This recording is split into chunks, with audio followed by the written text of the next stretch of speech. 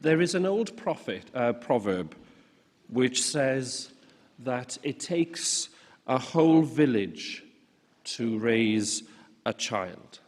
Sounds quite strange when you hear it at first glance. What this proverb means is that it takes an entire community of people working together to provide a safe and supportive environment for the child to grow, where positive interactions from different groups of people mean that that child is given the security they need in order to flourish and to grow into well-rounded, responsible citizens. Think about it for a moment.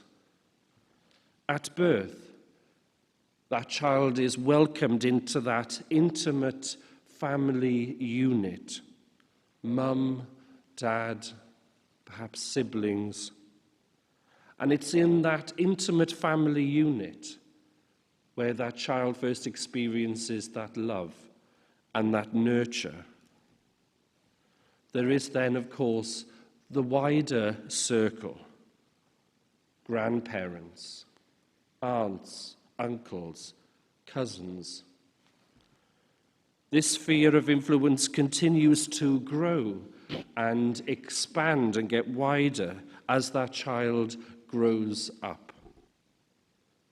School then becomes the making of the child, as it is in the school setting where the virtues which were learned in that intimate family circle through parents, grandparents, are now affirmed and solidified for that child.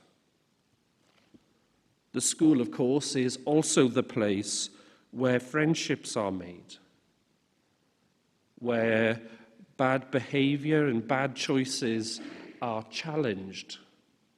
We could describe the edges being knocked off. Everyone, from sibling to parent, friend, peer to teacher, and the shopkeeper then, plays their part for that child. It takes a village to raise a child. It doesn't seem so ridiculous now when we put it into context, does it? Now, on this Good Shepherd Sunday, let us apply the same principles to the question of vocation. We could say that it takes a parish community to grow a vocation. And speaking from personal experience, I can say that this is absolutely true without question. Vocations to the priesthood and to the religious life do not come out of nowhere. They have an origin. They have a spark. They have that seed that's allowed to be planted, cultivated, and then grown. Just like with that child of which it takes the whole village to nurture. It takes a whole of the parish community to cultivate a positive culture of vocation, to create within the individual who is discerning their divine calling the suitable and appropriate seedbed whereupon their own vocation is allowed to flourish, where they can make their own positive response to the Lord who says to them personally, "Follow me." I know for me how important the parish community was in the cultivation and the growth of my own vocation to the priesthood. I can still see, as I close my eyes in my mind's eye, those individuals who were so indispensable in giving me the space to be able to discern my vocation. In particular, there are the schools, both the primary school and the secondary school, who allowed that seed of a vocation to begin to take root, to perhaps pull out a few weeds. There are those key players in my life, the chaplain in the high school, Deacon Philip, if you remember, who came and preached back last year sometime, the teachers, different people who have walked alongside me on this journey. At the heart of everything is, of course, the prayer that we offer for such a cause. When I was growing up in my stake, the centre of the world, as you know by now, there were daily prayers offered every day. The rosary at the end of Mass was always offered for vocations to the priesthood and the religious life. And so when I was ordained to the priesthood back in 2017, from my stake parish, there were 3 active priests working in the diocese. There was another priest who was a religious, working away.